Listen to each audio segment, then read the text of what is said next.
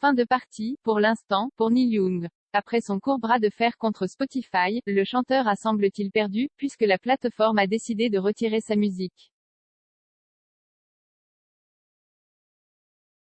L'interprète de Rockin' in the Free World avait annoncé sur son site que la société suédoise devait faire un choix entre lui, et sa musique, donc, et Joe Rogan, le podcasteur américain ultra populaire, connu pour ses déclarations contre la vaccination et ses théories complotistes sur le Covid.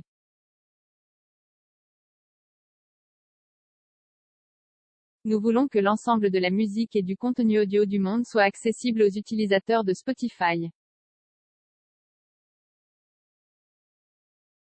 Cela implique une grande responsabilité dans l'équilibre entre la sécurité des auditeurs et la liberté des créateurs.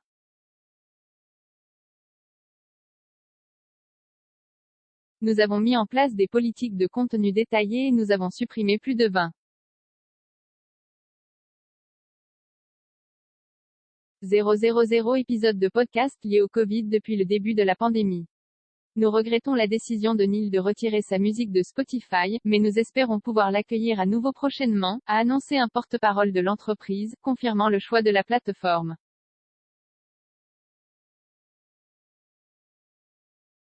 Fake news et désinformation. Neil Young n'avait pas été le seul à dénoncer cette association entre le géant du streaming et le podcast qui réunit 11 millions d'auditeurs par épisode.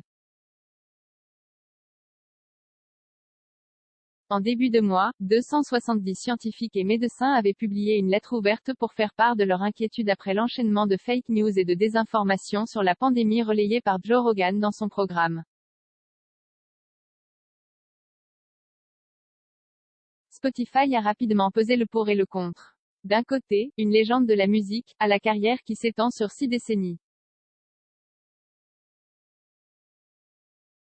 De l'autre, le podcasteur américain avec lequel la plateforme a signé un contrat d'exclusivité de plus de 100 millions de dollars en 2020.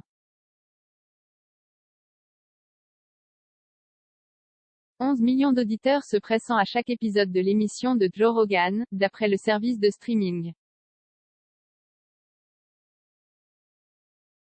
La discographie de Neil Young, qui inclut des chefs-d'œuvre incontestés tels que Harvest Moon, ou Rust Never Sleeps, est écoutée par 6 millions d'auditeurs chaque mois.